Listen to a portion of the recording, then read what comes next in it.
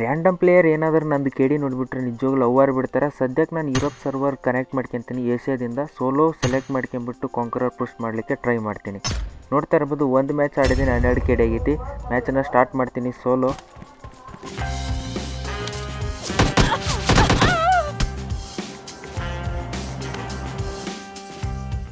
ನೋಡಿದ್ರಲ್ಲ, Europe server ಅಂತಂದು ಹೇಳ್ಬಿಟ್ಟು ನೆಗ್ಲೆಕ್ಟ್ ಮಾಡೋ ಹಾಗಿಲ್ಲ. ಯುರೋಪ್, ಏಷ್ಯಾ, ಸೌತ್ ಅಮೇರಿಕಾ ಯಾವುದೇ ಸರ್ವರಲ್ಲಿ ಹೋದ್ರೂ ಈ ರೀತಿ ಜಾದೂಗರ್ ಬಂದೇ ಬರ್ತಾರೆ. ಸ್ವಲ್ಪ ಕೇರ್ಫುಲ್ಲಾಗಿ ನಾವು ಆಡ್ಬೇಕಾಗ್ತೈತಿ. ಕೆಲವೊಬ್ಬರಿಗೆ ಗೊತ್ತಿರ್ತೈತಿ, ಕೆಲವೊಬ್ರಿಗೆ ಅನಿಸ್ತಿರ್ತೈತಿ ಇವಾಗ ಯಾಕಪ್ಪ ಇವ್ನು ರ್ಯಾಂಕ್ ಪುಷ್ ಮಾಡ್ತಾ ಇದ್ದಾನೆ. ಮತ್ತೊಬ್ರಿಗೆ ಅನಿಸ್ತಿರ್ತೈತಿ ಇವನು ಏಷ್ಯಾದಾಗೆ ರ್ಯಾಂಕ್ ಪುಷ್ ಮಾಡ್ತಾ ಇದ್ದ, ಇವಾಗ ನೋಡಿದರೆ ಯುರೋಪ್ನಾಗ ರ್ಯಾಂಕ್ ಪುಷ್ ಮಾಡೋಕತ್ತಾನ, ಅದು ಸೋಲೋದಾಗ ಅಂತ ಎಲ್ಲ ಕೇಳ್ತಿರ್ಬೋದು.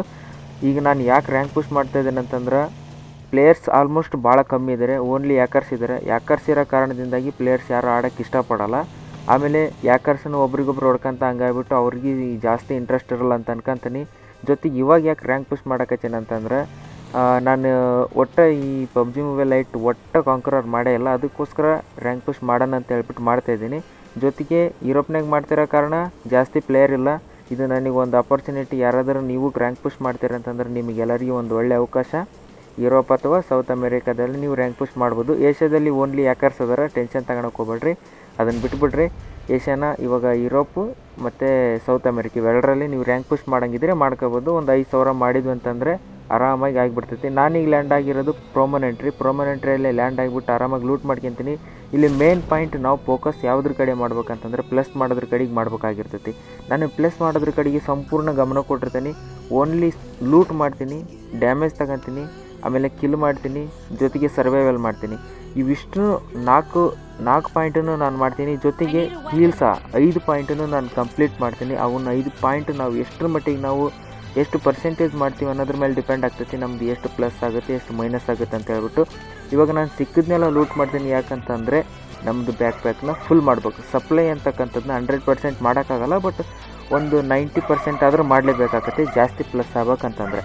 ಸಿಕ್ಕಿದ್ನೆಲ್ಲ ಲೂಟ್ ಮಾಡ್ತೀನಿ. ಲೂಟ್ ಮಾಡ್ಕೊಂಡ ತಕ್ಷಣ ನೆಕ್ಸ್ಟ್ ಇನ್ನೊಂದು ಕಡೆಗೆ ಹೋಗೋಕ್ಕೆ ಟ್ರೈ ಮಾಡ್ತೀನಿ. ಇಲ್ಲಿ ಮುಖ್ಯವಾಗಿ ಕೆಲವೊಬ್ಬರು PUBG ಮೊಬೈಲ್ ಲೈಟ್ನ ಕ್ರ್ಯಾಶ್ ಪ್ರಾಬ್ಲಮಿಂದ ಅನ್ಇನ್ಸ್ಟಾಲ್ ಮಾಡಿರ್ತಾರೆ. ಜೊತೆಗೆ VPN ಲೋಡಿಂಗ್ ಪ್ರಾಬ್ಲಮ್ಮು ಅದರಿಂದ ಆಗಿಬಿಟ್ಟು ಇದನ್ನೆಲ್ಲ ಡಿಲೀಟ್ ಮಾಡಿರ್ತಾರೆ PUBG ಮೊಬೈಲ್ ಲೈಟ್ನ.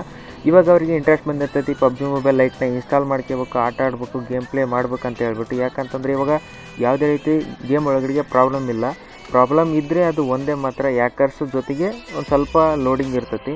ಅದು ಇವಾಗ ಫಿಕ್ಸ್ ಆಗ್ತಾಯಿದೆ. ಇನ್ನೇನು ಕ್ರ್ಯಾಶ್ ಪ್ರಾಬ್ಲಮ್ ಅಂತೂ ಒಂಚೂರು ಇಲ್ಲ. ಯಾರಾದರೂ ಡೌನ್ಲೋಡ್ ಮಾಡ್ಕೋಬೇಕು ಅನ್ನೋಂಗಿದ್ರೆ ಜೊತೆಗೆ VPN ಡೌನ್ಲೋಡ್ ಮಾಡ್ಕೋಬೇಕಾಗ್ತೈತಿ. ಇವೆರಡು ಬೇಕಂತಂದ್ರೆ ನೀವೇನು ಮಾಡ್ಬೇಕಂತಂದ್ರೆ ಡಿಸ್ಕ್ರಿಪ್ಷನ್ನಲ್ಲಿ ನಮ್ಮದು ವಾಟ್ಸಪ್ ಗ್ರೂಪ್ ಲಿಂಕ್ ಐತಿ. ಆ ವಾಟ್ಸಪ್ ಗ್ರೂಪ್ ಲಿಂಕಲ್ಲಿ ನಿಮಗೆ PUBG ಮೊಬೈಲ್ ಲೈಟ್ ಡೌನ್ಲೋಡ್ ಮಾಡ್ತಕ್ಕಂಥ ಲಿಂಕ್ ಸಿಗ್ತೈತಿ. ಜೊತೆಗೆ ಯಾವುದು ಬೆಸ್ಟ್ VPN ಅನ್ನೋದು ಅದರದ್ದು ಲಿಂಕ್ ಸಿಗ್ತೈತಿ. ನಾನು ಆಲ್ರೆಡಿ ಒಂದು ಬಾರಿ ಶೇರ್ ಮಾಡಿದ್ದೀನಿ. ನೀವು ಆಲ್ರೆಡಿ ಗ್ರೂಪ್ ಒಳಗಿದ್ದರೆ ಅದನ್ನು ಲಿಂಕ್ ಮುಖಾಂತರ ಡೌನ್ಲೋಡ್ ಮಾಡ್ಕೊಳ್ರಿ. ಸಿಂಗಾಪುರ್ ಸರ್ವರ್ನ ಕನೆಕ್ಟ್ ಮಾಡ್ಕೊಂಡು ಆಟ ಆಡ್ಬೋದು. ಜೊತೆಗೆ ಹೊಸ್ದಾಗಿ ಡೌನ್ಲೋಡ್ ಮಾಡ್ಕೊತೀನಿ ಅನ್ನೋರು ನಮ್ಮ ವಾಟ್ಸಪ್ ಗ್ರೂಪಿಗೆ ಜಾಯ್ನ್ ಆಗಿರಿ. ಅಲ್ಲಿ ನಾನು ನಿಮಗೆ ಲಿಂಕ್ ಪ್ರೊವೈಡ್ ಮಾಡ್ತೀನಿ. ಒಂದು ವೇಳೆ ನಿಮಗೆ ಲಿಂಕ್ ಸಿಕ್ಕಿಲ್ಲ ಅಂತಂದರೆ ಸಪ್ರೇಟಾಗಿ ಮೆಸೇಜ್ ಮಾಡಿದರೂ ನಾನು ನಿಮಗೆ ಆ ಲಿಂಕ್ನ ಕಳಿಸ್ತೀನಿ. ಇಲ್ಲಿ ನಾನು ಪ್ರೊಮೊನೆಂಟ್ರಿ ಒಳಗಡೆ ಲ್ಯಾಂಡ್ ಆಗಿಬಿಟ್ಟು ಆರಾಮಾಗಿ ಲೂಟ್ ಮಾಡ್ತಿರ್ತೀನಿ. ಆದರೂ ಒಂದಿಷ್ಟು ಭಯ ನನಗೆ ಕಾಡ್ತಿರ್ತೈತಿ. ಏನಂತಂದರೆ ಯಾರಾದರೂ ಯಾಕರ್ಸ್ ಬಂದರೆ ಏನು ಗತಿ, ನಮ್ಮದು ಇಷ್ಟೆಲ್ಲ ಲೂಟ್ ಮಾಡಿದ್ದೀನಿ, ಆಲ್ರೆಡಿ ಇಷ್ಟು ಸಮಯ ನಾವು ಮ್ಯಾಚ್ ಒಳಗಡೆ ಗೆದ್ವಿ, ಇವಾಗ ಬಂದು ಯಾರಾದರೂ ಫಿನಿಷ್ ಮಾಡಿದೆ ಅಂತಂದರೆ ನಮ್ಮ ಕತೆ ಏನಾಗ್ಬೋದು ಅಂತ ಹೇಳ್ಬಿಟ್ಟು ಸ್ವಲ್ಪ ಭಯದಿಂದ ಲೂಟ್ ಮಾಡ್ತಿರ್ತೀನಿ. MS ನೋಡ್ತಿದ್ರೆ 300, 200 ಈ ರೀತಿ ಬರ್ತಾಯಿದೆ. ಅಂದರೆ 395, 380 ಇಷ್ಟು ಮೇಲೇನೂ ಬರ್ತಾಯಿದೆ, ಅದ್ರ ಒಳಗಡೆ ಬರ್ತಾಯಿಲ್ಲ. ಆರಾಮಾಗಿ ಲೂಟ್ ಮಾಡ್ಕೊತೀನಿ. ಲೂಟ್ ಮಾಡ್ಕೊಂಬಿಟ್ಟು ಯಾವುದೇ ರೀತಿ ನಾನು ಫೈಟ್ ಮಾಡೋಕ್ಕೆ ಟ್ರೈ ಮಾಡೋದಿಲ್ಲ. ಟಾಪ್ 20 ಅಥವಾ ಟಾಪ್ 10 ಒಳಗೆ ಬರೋವರೆಗೂ ನಾನು ಇದೇ ರೀತಿ ಲೂಟ್ ಮಾಡ್ತೀನಿ. ಸ್ವಲ್ಪ ಜಾಸ್ತಿ ಸರ್ವೈವಲ್ ಸಹ ಮಾಡ್ತೀನಿ. ನನಗಿಲ್ಲಿ ನೀವು ನೋಡ್ತಾಯಿದ್ರೆ ಒಳ್ಳೆ ಲೂಟ್ ಸಿಕ್ಕತಿ. G36 ಐತಿ, ಜೊತೆಗೆ M416 ಸಹ ಐತಿ. ಒಂದಿಷ್ಟು ಗ್ರೆನೇಡ್ ಇದ್ದಾವೆ, ಹೀಲಿಂಗು ಸಖತ್ತು ಸಿಕ್ಕವು. ಇವಾಗ ಬ್ಯಾಗ್ ಅಂತೂ ಫುಲ್ ಆಗ್ಲಿಕ್ಕೆ ಬಂದಿದೆ. ಇನ್ನೇನು ಸಿಕ್ಕಾಬಟ್ಟೆ ಲೂಟ್ ಮಾಡ್ತೀನಿ. ಬ್ಯಾಗ್ ಅಂತೂ ಫುಲ್ ಆಗ್ತೈತಿ. ಇನ್ನು ಸಪ್ಲೈದೇನು ಯಾವುದೇ ರೀತಿ ಟೆನ್ಷನ್ ಇಲ್ಲ. ಇನ್ನು ಡ್ಯಾಮೇಜ್ ಒಂದು ತಗೋಬೇಕು, ಜೊತೆಗೆ ಸರ್ವೈವ್ ಒಂದು ಮಾಡಬೇಕು. ಸರ್ವೈವ್ ಮಾಡಲಿಕ್ಕೆ ನೀವೇನು ಮಾಡ್ಬೇಕಂತಂದರೆ ಯಾವುದಾದ್ರೂ ಒಂದು ವೆಹಿಕಲ್ ತಗೋಬೇಕು. ಝೋನ್ ಒಳಗಡೆಗೆ ಸುತ್ತರಿಬೇಕಾಗ್ತೈತಿ, ಬ್ಲೂ ಝೋನ್ ಒಳಗಡೆಗೆ ಸುತ್ತರಿಬೇಕಾಗ್ತೈತಿ. ಜೊತೆಗೆ ಒಂದಿಷ್ಟು ಹೀಲಿಂಗ್ಸ್ ಎಲ್ಲ ತಗೊಳ್ರಿ. ಯಾಕಂತಂದ್ರೆ ನಾವು ಝೋನ್ ಒಳಗಡೆ ಹೋಗ್ಬೇಕಾದಂತಂದರೆ ನಮಗೆ ಹೀಲ್ ಆಗಲಿಕ್ಕೆ ಬೇಕಾಗ್ತಾವೆ. ಅದಕ್ಕೋಸ್ಕರ ನಾನು ಇದಿಷ್ಟೊಂದು ಲೂಟ್ ಮಾಡ್ಕೊತೀನಿ. ನೀವು ಇಲ್ಲಿ ಲೂಟ್ ಮಾಡೋದ್ರ ಜೊತೆಗೆ ಎನಿಮಿ ಕಿಲ್ ಆಗಲಿ ಅಥವಾ ಆಗದೇ ಇರಲಿ ಅವನಿಗೆ ಡ್ಯಾಮೇಜ್ ಕೊಡೋಕ್ಕೆ ಮಾತ್ರ ಮರಿಬೇಡ್ರಿ. ಡ್ಯಾಮೇಜ್ ಎಷ್ಟಾಗ್ತೈತೆ ಅಷ್ಟು ಡ್ಯಾಮೇಜ್ ಕೊಡ್ರಿ. ಅದರಿಂದ ಏನಾಗ್ತೈತಿ, ಡ್ಯಾಮೇಜ್ ಪರ್ಸೆಂಟೇಜ್ ಸಹ ಇನ್ಕ್ರೀಸ್ ಆಗ್ತೈತಿ. ಅವಾಗ ನಮ್ಮದು ಮ್ಯಾಚಲ್ಲಿ ಪ್ಲಸ್ ಸಹ ಜಾಸ್ತಿ ಆಗ್ತೈತಿ. ಇಲ್ಲೊಂದು ಬಾಟ್ ಬರ್ತೈತಿ, ಈ ರೀತಿ ಅದನ್ನ ನಾಕ್ ಮಾಡ್ಕೊಂಬಿಡ್ತೀನಿ. ನಾಕ್ ಅಂತಂದ್ರೆ ಫುಲ್ ಫಿನಿಶ್ ಆಗ್ತೈತಿ, ಯಾಕಂದ್ರೆ ಸೋಲೋದಲ್ಲಿ ಮಾಡ್ತಿದ್ದೀನಿ. ಅದರಲ್ಲಿ ಏನಾದರೂ ಇರ್ತೈತೇನೋ ಅಂತ ಹೇಳ್ಬಿಟ್ಟು ಒಂದು ಸ್ವಲ್ಪ ಲೂಟ್ ಮಾಡ್ತೀನಿ. ಲೂಟ್ ಮಾಡ್ಕೊಂಬಿಟ್ಟು ಡೈರೆಕ್ಟ್ ನಾನು ಗಾಡಿ ತಗೊಂಡು ಎಕ್ಸಿಟ್ ಆಗ್ತೀನಿ ಈ ಒಂದು ಪ್ರೊಮೋ ಎಂಟ್ರಿಯಿಂದ.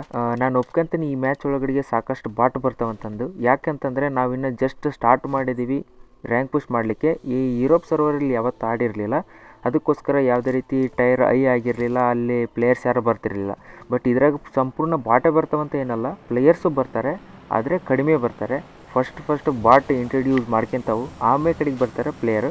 ಸೊ ಬಾಟನ್ನು ಬಿಡೋದಿಲ್ಲ, ಬಾಟನ್ನು ತುಂಬ ಮುಖ್ಯ ಆಗ್ತೈತಿ. ಒಂದು ಸ್ವಲ್ಪ ಅಡ್ಜಸ್ಟ್ ಮಾಡ್ಕೊಳ್ರಿ. ಒಂದು ಲೆವೆಲ್ಲಿಗೆ ಹೋಗೋವರೆಗೂ ಜಸ್ಟ್ ಗೋಲ್ಡನ್ನು ದಾಟಿದ್ವಿ ಅಂತಂದರೆ ಯಾಕರ್ಸ್ ಆಲ್ಮೋಸ್ಟ್ ಬರ್ತಾರೆ. ಈ ಮ್ಯಾಚ್ನಾಗ ಆಲ್ರೆಡಿ ಬಂದಿದ್ದರು, ಅಂದರೆ ಈ ಒಂದು ಸಿಲ್ವರ್ ಟೈರಲ್ಲಿ ಯಾಕರ್ಸ್ ಬರ್ತಾರೆ, ಬರಲ್ಲ ಅಂತಲ್ಲ. ಬಟ್ ಭಾಳ ಕಡಿಮೆ. ಯಾಕಂತಂದರೆ ಯಾಕರ್ಸ್ ಯಾವುದೇ ರೀತಿ ಲೋ ಅದೇನು ಅವರು ಕೆಳಗಡೆ ಇರೋಲ್ಲ, ಯಾಕರ್ಸು ಓನ್ಲಿ ಇರ್ತಾರೆ ಮೇಲೆ ಇರ್ತಾರೆ, ಟಾಪಲ್ಲಿ ಇರ್ತಾರೆ. ಅದಕ್ಕೋಸ್ಕರ ನಾವಿನ್ನು ಇವಾಗ ಸ್ಟಾರ್ಟ್ ಮಾಡಿದ್ವಿ ಕೆಳಗಡೆಯಿಂದ. ಕೆಳಗಡೆ ಆಲ್ಮೋಸ್ಟ್ ಇರೋದು ತುಂಬ ಕಮ್ಮಿ ಆಗ್ತೈತಿ. ಇಲ್ಲಿರ್ತಕ್ಕಂಥ ಬಾಟ್ನೆಲ್ಲ ಕ್ಲಿಯರ್ ಮಾಡ್ಕೊತೀನಿ, ಯಾಕಂತಂದರೆ ಜಾಸ್ತಿ ಬಾಟೇ ಇರೋದು. ಬಾಟನ್ನು ಕ್ಲಿಯರ್ ಮಾಡಿದರೆ ನಮ್ಮದು ಜಾಸ್ತಿ ಪ್ಲಸ್ ಆಗ್ತೈತಿ. ನೀವು ಇಲ್ಲಿ ನೋಡ್ತಾ ಇದ್ದೀರಾ 39 ಜನ ಇದ್ದಾರೆ. 39 ಈಗ ಒಬ್ಬ ನೋಡಿದ್ರೆ 38 ಜನ ಇದ್ದಾರೆ. ಎಲ್ಲರನ್ನೂ ಫಿನಿಷ್ ಮಾಡ್ತಾಯಿದ್ದೀನಿ. ನೀವು ಹಂಗೆ ಒಂದು ಸ್ವಲ್ಪ ಲೈಕ್ ಮಾಡ್ಕೊಂಬಿಡ್ರಿ. ಈ ಒಂದು ಪಬ್ಜಿ ಮೊಬೈಲ್ ಲೈಟಲ್ಲಿ 22 ಸೀಸನ್, ಈ ಒಂದು 22 ಸೀಸನಲ್ಲಿ ಕಂಪ್ಲೀಟ್ ನಾವು ಕಾಂಕ್ರರ್ ಮಾಡಲೇಬೇಕು. ಅದಕ್ಕೋಸ್ಕರ ಫುಲ್ ಫೋಕಸ್ ಐತಿ ನಮ್ದೀಗ. ಸೊ ಯಾವುದೇ ರೀತಿ ಬೋರಿಂಗ್ ಆಗೋಲ್ಲ, ಯಾಕಂತಂದ್ರೆ ನಾವು ಯಾವ ಸಿಚುವೇಷನಲ್ಲಿ ಕಾಂಕ್ರರ್ನ ರೀಚ್ ಮಾಡ್ಲಿಕ್ಕೆ ಹೋಗ್ತಾಯಿದ್ದೇವೆ ಅನ್ನೋದು ನಿಮಗೆ ಆಲ್ರೆಡಿ ಗೊತ್ತಿದೆ. ಇವಾಗ ಸ್ಟಾರ್ಟ್ ಆಗ್ತೈತೆ ಪಬ್ಜಿ ಮೊಬೈಲ್ ಲೈಟಿನ ಜರ್ನಿ. ಎಲ್ಲರೂ ಯಾಕರ್ಸ್ ಜಾಸ್ತಿ ಆಗ್ತಿದ್ದಾರೆ. ಸೊ ನೀವು ಡೌನ್ಲೋಡ್ ಮಾಡ್ಕೊಳ್ರಿ. ಸ್ವಲ್ಪ ಯಾಕರ್ಸಿಂದ ಹುಷಾರಾಗಿ ಆಡಬೇಕು. ಆಲ್ಮೋಸ್ಟ್ ಜಾಸ್ತಿ ಜನ ಯೂಸ್ ಮಾಡ್ತಿದ್ದಾರೆ ಫೈಲು, ಆಮೇಲೆ ಯಾಕರ್ಸ್ ಅವನ್ನೆಲ್ಲ ಯೂಸ್ ಮಾಡಿ ಅದೇನು ಫೈಲ್ಸ್ ಜೊತೆಗೆ ಹೈ ಡ್ಯಾಮೇಜು ಅವು ಇವು ಯೂಸ್ ಮಾಡ್ತೀರಿ. ಅವನ್ನೆಲ್ಲ ಯೂಸ್ ಮಾಡೋಕ್ಕೆ ಹೋಗ್ಬೇಡ್ರಿ. ನಾವಾಗಿ ಕಮ್ಮಿ ಮಾಡ್ಕೊಂಡಾಗ ಗೇಮ್ ಒಳಗಡೆ ಯಾಕರ್ಸ್ ಕಮ್ಮಿ ಆಗ್ತಾರೆ. ಅದಕ್ಕೋಸ್ಕರ ಯಾರಾದರೂ ಯೂಸ್ ಮಾಡ್ತಿದ್ರೆ ಯೂಸ್ ಮಾಡೋಕ್ಕೆ ಹೋಗ್ಬೇಡ್ರಿ, ಅದನ್ನ ರಿಮೂವ್ ಮಾಡಿಬಿಡ್ರಿ. ಈಸಿಯಾಗಿ ಆಡ್ರಿ, ಪ್ರಾಕ್ಟೀಸ್ ಮಾಡ್ಕೊಳ್ರಿ. ನಾವು ಯಾವ ರೀತಿ ಆಡ್ತಿದ್ವಿ ಅದೇ ರೀತಿ. ಓಕೆ, ನಾನೀಗ ಇಲ್ಲಿ ಈ ಬಾಟ್ಗಳನ್ನೆಲ್ಲ ಫಿನಿಷ್ ಮಾಡ್ಕೊಂಬಿಟ್ಟು ಈಸಿಯಾಗಿ ಸರ್ವೈವ್ ಮಾಡೋಕ್ಕೋಸ್ಕರ ಹೋಗ್ತಾಯಿದ್ದೀನಿ. ಗಾಡಿ ತಗೊಂಡು ಸ್ವಲ್ಪ ಝೋನ್ ಒಳಗಡೆ ಹೋಗ್ತೀನಿ, ಯಾಕಂತಂದರೆ ಝೋನ್ ಒಳಗಡೆ ಅಂದರೆ ಡ್ಯಾಮೇಜನ್ನು ನಾವು ಹಾಕ್ತೀವಿ. ಅದಾದ ನಂತರ ಹೀಲ್ ಆಗ್ಬೋದು. ಹೀಲಿಂಗ್ ಜಾಸ್ತಿ ಆದಾಗ ಪರ್ಸೆಂಟೇಜ್ ಜಾಸ್ತಿ ಆಗ್ತೈತಿ. ಪರ್ಸೆಂಟೇಜ್ ಜಾಸ್ತಿ ಆದರೆ ನಮ್ಮದು ಪ್ಲಸ್ ಆಗೋದು ಸಹ ಜಾಸ್ತಿ ಆಗ್ತೈತಿ. ಅದಕ್ಕೋಸ್ಕರ ನಾನು ಝೋನ್ ಒಳಗಡೆ ಸ್ವಲ್ಪ ಅಡ್ಡಾಡ್ತೀನಿ. ಅದ್ರ ಜೊತೆಗೆ ಹೀಲ್ ಸಹ ಹಾಕ್ತೀನಿ. ಈ ಯುರೋಪ್ ಸರ್ವರ್ ಒಳಗಡೆ ಸೋಲೋದಲ್ಲಿ ನಾವು ಪ್ಲ್ಯಾಟಿನಮ್ ತಲುಪೋವರೆಗೂ ಒಂದು ಸ್ವಲ್ಪ ಈಸಿನೇ, ಬೋರಿಂಗ್ ಅನಿಸುತ್ತೆ. ಆದರೆ ಯಾವಾಗ ನಾವು ಪ್ಲ್ಯಾಟಿನಮ್ನ ರೀಚ್ ಆಗ್ತೀವೋ ಅದ್ರ ಒಳಗಡೆನೂ ಬರ್ತಾರೆ, ಬರಲ್ಲ ಅಂತ ಅಲ್ಲ. ಈ ಪ್ಲ್ಯಾಟಿನಮ್ ಯಾವಾಗ ನಾವು ಟಚ್ ಆಗ್ತೀವೋ ಅಲ್ಲಿಂದ ಸ್ವಲ್ಪ ಭಾಳ ಕಷ್ಟ ಆಗ್ತೈತಿ. ನಾವು ಪ್ಲಸ್ ಮಾಡೋದು ಸಹ ಭಾಳ ಕಷ್ಟ ಆಗ್ತೈತೆ. ಯಾಕಂತಂದ್ರೆ ನಾವು ಎಷ್ಟೇ ಪಾಯಿಂಟ್ ಗಳಿಸಿದ್ರೂ ಸಪ್ಲೈ, ಸರ್ವೈವಲ್, ಡ್ಯಾಮೇಜ್, ಆಮೇಲೆ ಏನು ಹೀಲು, ಇವನ್ನ ಎಷ್ಟೇ ನಾವು ಪ್ಲಸ್ ಮಾಡಿದ್ರೂ ಆದರೆ ನಮಗೆ ಕೊನೆಗೆ ಮ್ಯಾಚ್ ಪ್ಲಸ್ ಆಗೋದು ಮಾತ್ರ ತುಂಬ ಕಡಿಮೆ ಆಗ್ತೈತಿ. ಭಾಳ ಅಂದ್ರೆ ಭಾಳ ರಿಸ್ಕ್ ಇರ್ತೈತಿ. ಅವಾಗ ಮಾತ್ರ ಪ್ಲಸ್ ಆಗೋದು, ಜೊತೆಗೆ ಕಾಂಕರರ್ ಆಗೋದು ತುಂಬ ರಿಸ್ಕ್ ಆಗ್ತೈತಿ. ಸೊ ಟ್ರೈ ಮಾಡೋಣ. ಇವಾಗ ಸದ್ಯದ ಮಟ್ಟಿಗೆ ಎಷ್ಟಾಗತ್ತೆ ಅಷ್ಟು ಸ್ಪೀಡಾಗಿ ಪ್ಲಸ್ ಮಾಡ್ಕೊಂಡು ಮೂವ್ ಆಗೋಣ. ವರ್ಲ್ಡ್ ಬಸ್ಸನ್ನು ಕ್ಲಿಯರ್ ಮಾಡ್ಕೊಂಬಿಟ್ಟು ಬಗ್ಗಿ ತಗೊಂಡು ಮತ್ತೆ ನಾನು ಹೀಲ್ ಆಗ್ತಾ ಝೋನ್ ಒಳಗಡೆನೇ ಹೋಗ್ತಾಯಿದ್ದೀನಿ, ಅಂದರೆ ಬ್ಲೂ ಝೋನ್ ಒಳಗಡೆಗೆ ಹೋಗ್ತಾಯಿದ್ದೀನಿ. ಯಾಕಂತಂದರೆ ನಮ್ಮದು ಹೀಲು ಕಡಿಮೆ ಆಗಬೇಕು, ನಾನು ಅದನ್ನು ಉಪಯೋಗಿಸ್ಕೋಬೇಕು. ಅದರಿಂದ ನಮ್ಮದು ಪ್ಲಸ್ ಆಗ್ತೈತಿ ಸಪ್ಲೈ. ಓಕೆನಾ, ಹೀಲಿಂಗ್ ಜಾಸ್ತಿ ಪ್ಲಸ್ ಆಗ್ತೈತಿ, ಸಪ್ಲೈ ಆಗೋದಿಲ್ಲ. ಇವಾಗ ನಾನು ಸರ್ವೈವಲ್ ಜೊತೆಗೆ ಹೀಲಿಂಗನ್ನು ಮಾಡ್ತಾಯಿದ್ದೀನಿ. 2 ಪಾಯಿಂಟ್ ಕಂಟಿನ್ಯೂ ಆಗ್ತಾಯಿದೆ. ನೀವು ನೋಡ್ತಾಯಿದ್ರೆ ಬ್ಯಾಗಿಂದ ಆಲ್ರೆಡಿ ಫುಲ್ ಮಾಡಿದ್ದೀನಿ, ಸಪ್ಲೈ ಇದನ್ನು ಆಗ್ತಾಯಿದೆ. ಇದೇ ರೀತಿ ನಾನು ಹೋಗ್ತಾ ಇದ್ದೀನಿ. ಮುಂಚೆ ನೀವು ಲೈವ್ ಸ್ಟ್ರೀಮ್ನಾಗ ನೋಡಿದ್ದೀರಿ, ಈ ಯಾವುದೇ ಗಾಡಿ ಸ್ಕಿನ್ನ ನಾನು ಅಪ್ಲೈ ಮಾಡಿದ್ದಿಲ್ಲ. ಇವಾಗ ನಾನು ಬಗ್ಗಿ ಸ್ಕಿನ್ ಅಪ್ಲೈ ಮಾಡಿದ್ದೀನಿ, ಡ್ಯಾಶ್ ಅದು ಜೊತೆಗೆ ಅದೇನು ಜೀಪ್ ಐತಲ್ಲ ಆ ಜೀಪಿಂದು ಸ್ಕಿನ್ ಅಪ್ಲೈ ಮಾಡಿದ್ದೀನಿ. ಸಾಕಷ್ಟು ಗನ್ಗಳ ಸ್ಕಿನ್ನನ್ನು ಅಪ್ಲೈ ಮಾಡಿದ್ದೀನಿ. ಯಾಕಂತಂದರೆ ಒಂದು ಚೆನ್ನಾಗಿ ಕಾಣ್ತದೆ ಅಂತ ಅಂದ್ಕೊಂಡು ಈ ರೀತಿ ಅಪ್ಲೈ ಮಾಡಿದ್ದೀನಿ. ಈ ಒಂದು ವಿಡಿಯೋ ಕ್ವಾಲಿಟಿ ಯಾವ ರೀತಿ ಐತೆ ಅನ್ನೋದನ್ನ ಸ್ವಲ್ಪ ಚೆಕ್ ಮಾಡಿ ಹೇಳಿ. ಜೊತೆಗೆ ಮ್ಯಾಕ್ಸಿಮಮ್ ಇಟ್ಟಿದ್ದೀನಿ, ಕ್ವಾಲಿಟಿನ ಜಾಸ್ತಿ ಮಾಡ್ಕೊಂಡು ನೋಡಿ.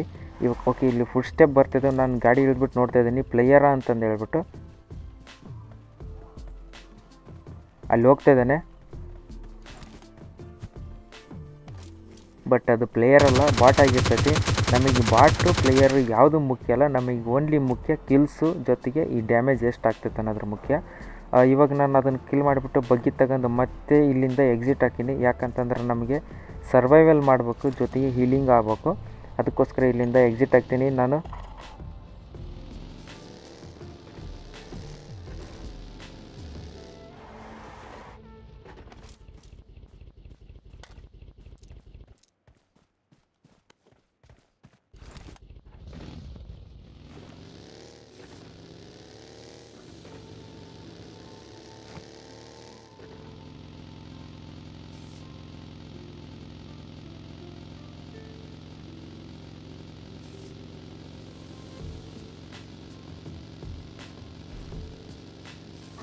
ಕೊನೆಗೂ ಗೈಸ್ ಈಲ್ ಆಗ್ತಾ ನಾನು ಝೋನ್ ಒಳಗಡೆ ಎಂಟ್ರಿ ಕೊಟ್ಟಿದ್ದೀನಿ.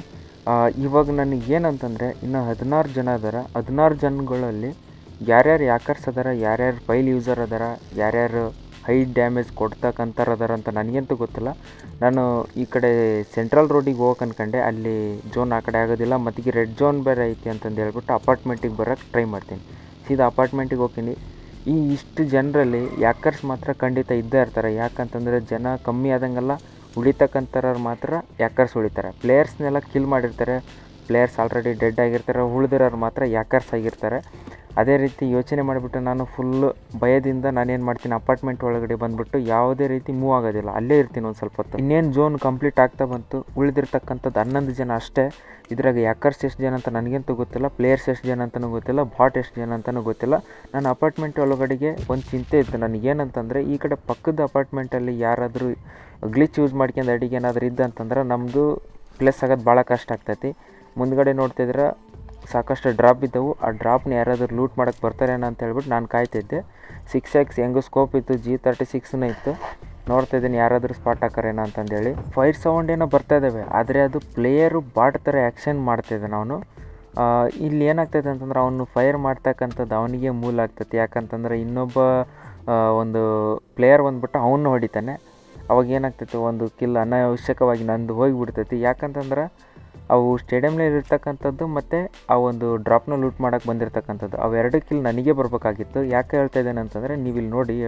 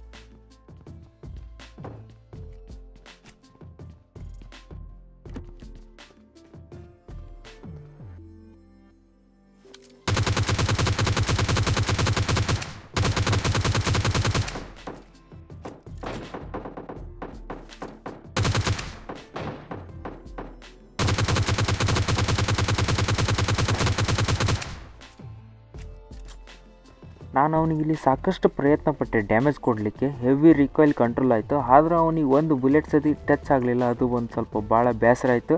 ಜೊತೆಗೆ ಇಲ್ಲಿ ಒಂದು ಬಾಟ್ ಬರ್ತದೆ, ಆ ಒಂದು ಬಾಟ್ನ ಫಿನಿಶ್ ಮಾಡ್ಕೊತೀನಿ.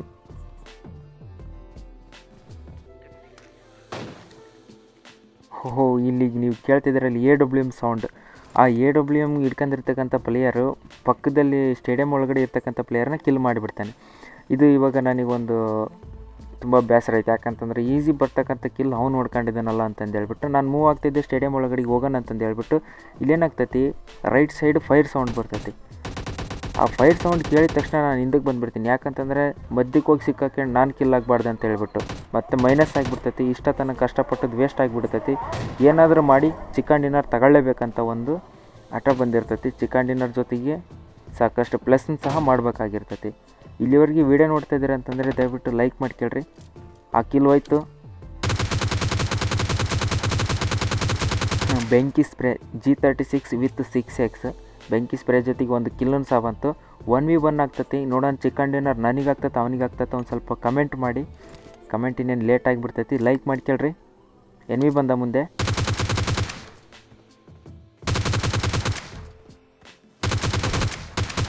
ಬೆಂಕಿ ಸ್ಪ್ರೇ ಜೊತೆಗೆ ವಿನ್ನರ್ ಚಿಕನ್ ಡಿನ್ನರ್ ನಮ್ದು ಆಯ್ತೈತಿ. ಯಾರೇನ ಲೈಕ್ ಮಾಡಿಲ್ಲ ಲೈಕ್ ಮಾಡಿ ಕೇಳ್ರಿ. ನನಗನ್ಸುತ್ತೆ ಈ ಒಂದು ಬೆಂಕಿ ಗೇಮ್ ಪ್ಲೇ ನಿಮಗೆ ಇಷ್ಟ ಆಗಿದೆ ಅಂತ ಹೇಳ್ಬಿಟ್ಟು ಈ ಒಂದು ರ್ಯಾಂಕ್ ಪುಷ್ ಒಳಗಡೆಗೆ ಮೊದಲನೇ ಮ್ಯಾಚು ಮೊದಲನೇ ಚಿಕನ್ ಡಿನ್ನರ್ ಇದಾಗಿದೆ. ಓಕೆ, ಮತ್ತೆ ಸಿಗೋಣ ಮುಂದಿನ ವೀಡಿಯೋದಲ್ಲಿ. ಅಲ್ಲಿವರೆಗೆ ಜೈ ಹಿಂದ್, ವಂದೇ ಮಾತರಂ, ಜೈ ಕರ್ನಾಟಕ. ಮತ್ತೆ